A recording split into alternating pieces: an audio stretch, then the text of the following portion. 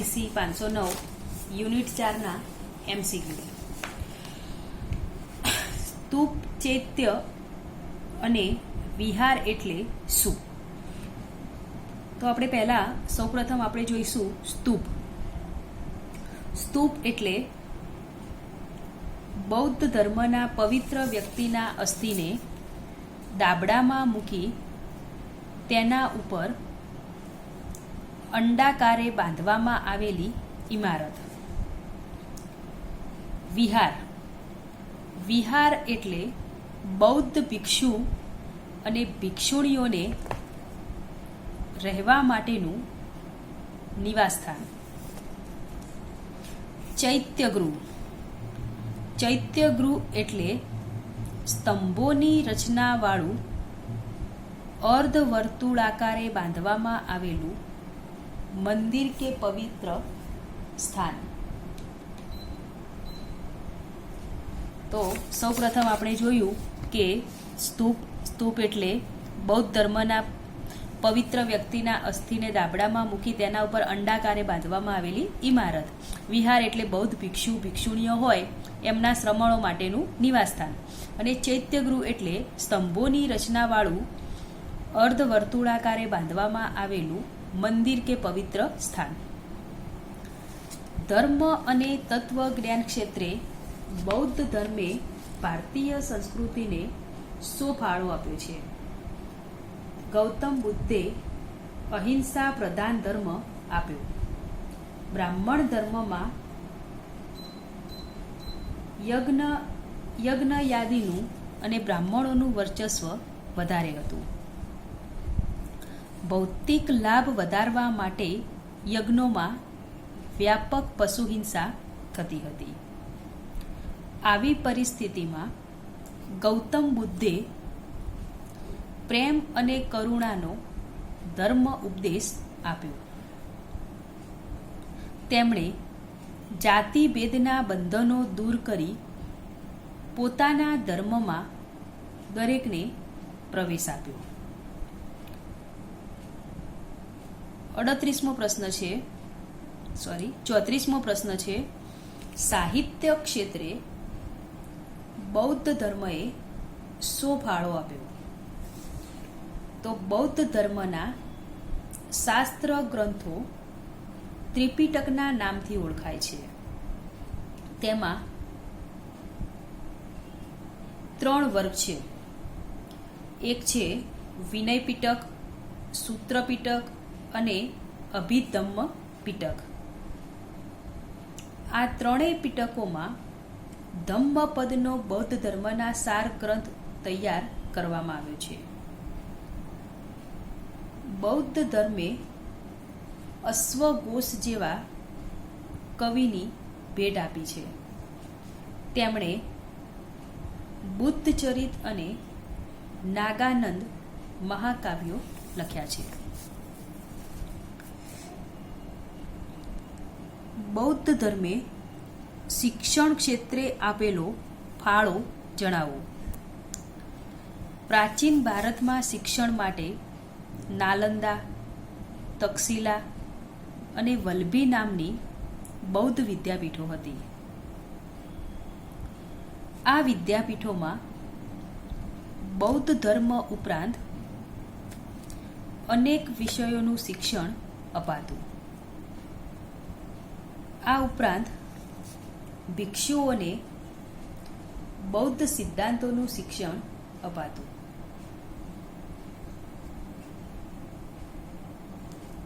છત્રીસમો પ્રશ્ન શિલ્પ, સ્થાપત્ય અને ચિત્રકલાના ક્ષેત્રે બૌદ્ધ ધર્મનું શું પ્રદાન છે? બૌદ્ધ સ્થાપત્ય સ્તૂપ, ચૈત્ય અને વિહાર એમ 3 પ્રકારમાં જોવા મળે છે. સ્થાપત્ય અને શિલ્પની દ્રષ્ટિએ સાંચીનો સ્તૂપ આંતરરાષ્ટ્રીય ખ્યાતિ ધરાવે છે. પૂર્વ ભારતમાં વિકસેલી લઘુ ચિત્ર શૈલી બૌદ્ધ ધર્મનું પ્રદાન છે. કયો રાજા 14 મુખ્ય શિલાલેખો કોતરવા માટે જાણીતો છે? તો સમ્રાટ અશોક. અશોકકાલીન પ્રાંતો અને પાટનગરોના નામ જણાવો. ઉત્તરાપદ, તક્ષશિલા, અવંતી, ઉજ્જૈન, પૂર્વપદ, કલિંગ, દક્ષિણપદ, સુવર્ણગિરી. મૌર્ય રાજા અશોકે જીતેલ કલિંગ હાલના ભારતના કયા રાજ્યમાં આવેલ છે? તો ઓરિસ્સામાં. કયા પ્રદેશ પરના આક્રમણ બાદ મૌર્ય સમ્રાટ અશોકનું હૃદય પરિવર્તન થયું હતું? તો કલિંગ.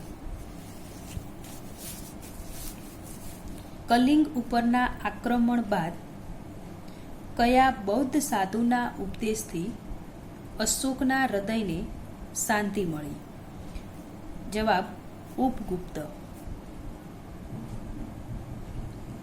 અશોકે કોતરાવેલ શિલાલેખો મોટે ભાગે કઈ લિપિમાં હતા? બ્રાહ્મી લિપિમાં. મૌર્ય અશોકે કોતરાવેલ શિલાલેખોની લિપિ ઉકેલનાર સૌપ્રથમ અંગ્રેજ વિદ્વાન કોણ હતો? જ્હોન પ્રિન્સેપ. બૌદ્ધ ધર્મ અપનાવ્યા પછી મૌર્ય રાજા અશોકે કયા બૌદ્ધ તીર્થધામની યાત્રા કરી હતી? કુશીનારા, સારનાથ, લુંબિની વન અને શ્રીવસ્તી.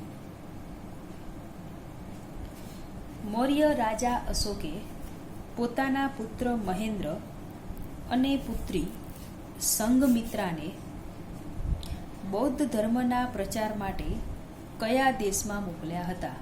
જવાબ છે શ્રીલંકા. કયા મૌર્ય રાજાએ બૌદ્ધ ધર્મની ત્રીજી પરિષદ બોલાવી હતી?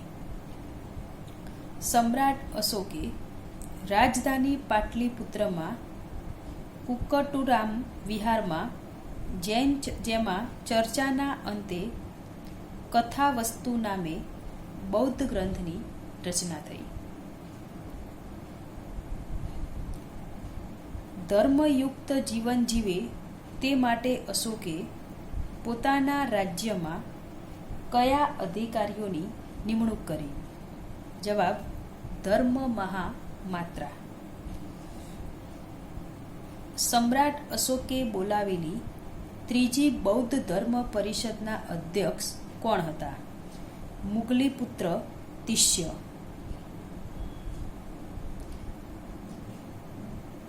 મૌર્ય અશોકે સારનાથમાં બંધાવેલા સ્તંભ પર કેટલા સિંહોની આકૃતિ કંડારેલી હતી?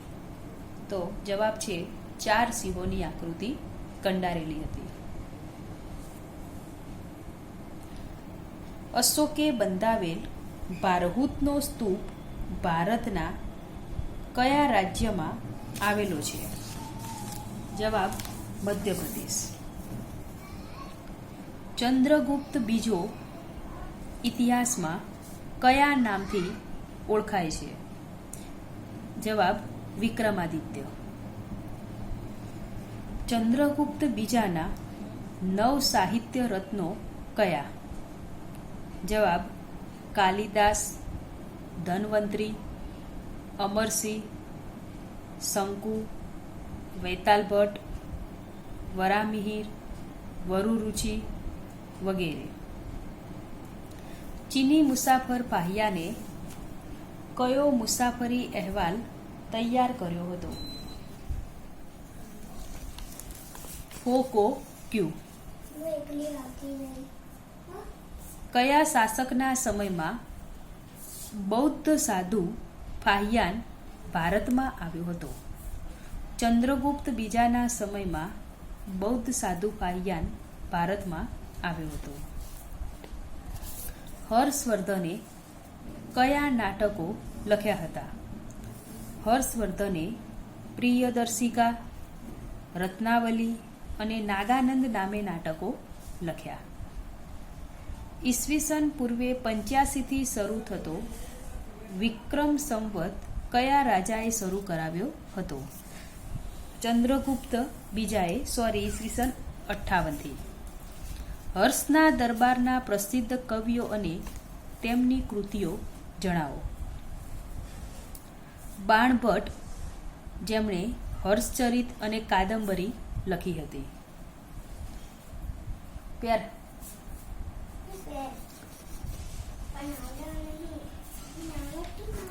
મયુર શતક. જીનસેન વેદશાસ્ત્રોમાં પારંગત. કવિ ભટ્ટી રાવણવધ. યુએન સાંગ કોણ હતો? તે શા માટે ભારત આવ્યો હતો? મહાન બૌદ્ધ ભિક્ષુક એ યુએન સાંગ હતો.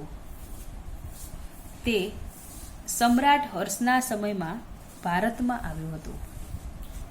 બૌદ્ધ ધર્મના પવિત્ર સ્થળોની યાત્રા કરવા અને બૌદ્ધ ગ્રંથોનો અભ્યાસ કરવા તે ભારત આવ્યો હતો.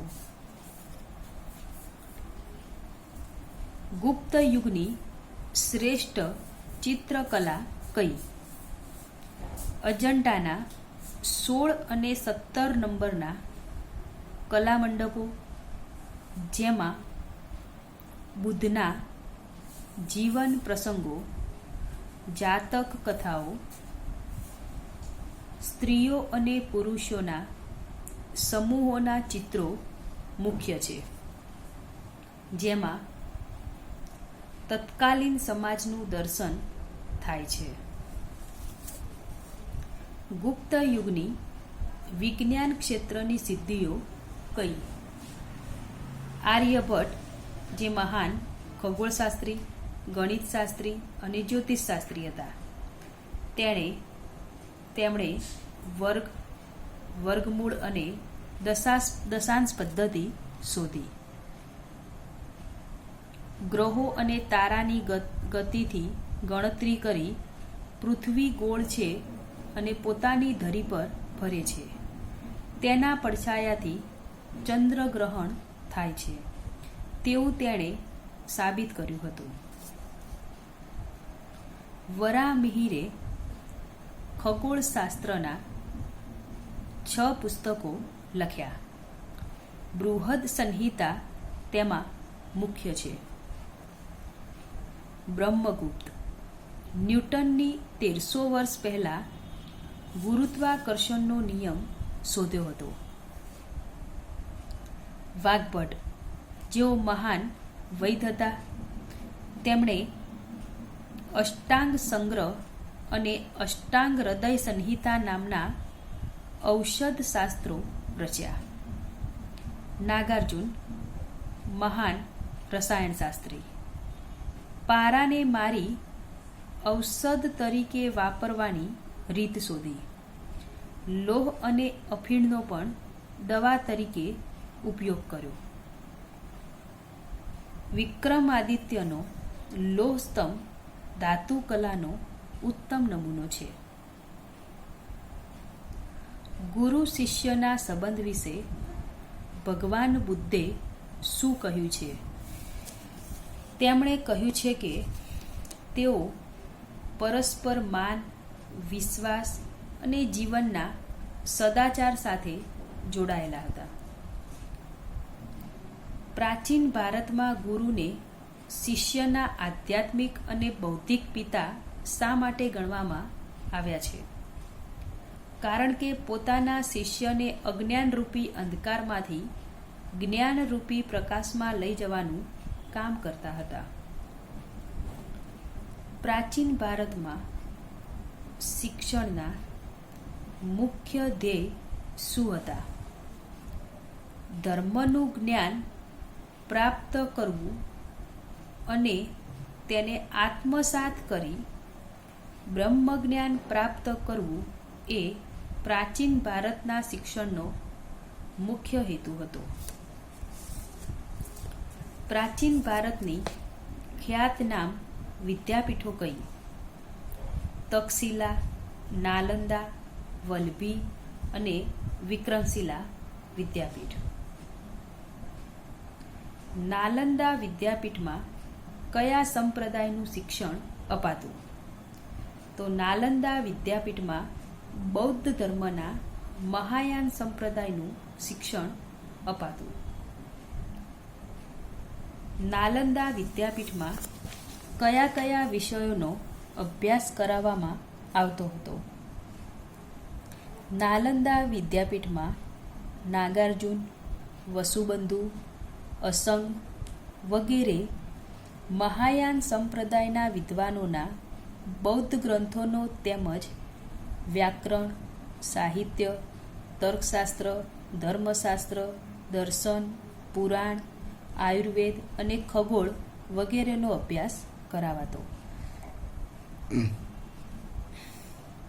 પશ્ચિમ ભારતની કઈ વિદ્યાપીઠમાં પ્રવેશ મેળવવા માટે વિદ્યાર્થીઓનો ભારે ઘસારો રહેતો સાથે? પશ્ચિમ ભારતની વલ્લભી વિદ્યાપીઠમાં પ્રવેશ મેળવવા માટે વિદ્યાર્થીઓનો ઘસારો રહેતો. કારણ કે ભારતના વિવિધ નગરોના વિદ્વાનો વલ્લભી વિદ્યાપીઠમાં અભ્યાસ કરીને વાદ વિશારદ તરીકે ખ્યાતિ પામ્યા હતા. વલ્લભી વિદ્યાપીઠમાં માધ્યમિક શિક્ષણમાં કયા કયા વિષયોનું શિક્ષણ આપવામાં આવતું હતું? વલ્લભી વિદ્યાપીઠમાં માધ્યમિક શિક્ષણમાં શબ્દવિદ્યા, ન્યાયવિદ્યા અને ચિકિત્સા વિદ્યાનું શિક્ષણ આપવામાં આવતું હતું. વલ્લભી વિદ્યાપીઠ કયા સંપ્રદાયના શિક્ષણનું મુખ્ય કેવું હતું? બૌદ્ધ ધર્મના હિનયાન સંપ્રદાયનું મુખ્ય ધ્યેય હતું. કયો ચીની યાત્રાળુ વલ્લભી વિદ્યાપીઠની નાલંદાની સમકક્ષ મૂકે છે? ઇત્સંગી નામનો ચીની યાત્રાળુ વલ્લભી વિદ્યાપીઠને નાલંદાની સમકક્ષ મૂકે છે. તો આજે આપણે CC 509ના 4 યુનિટના પ્રશ્ન પૂરા કર્યા.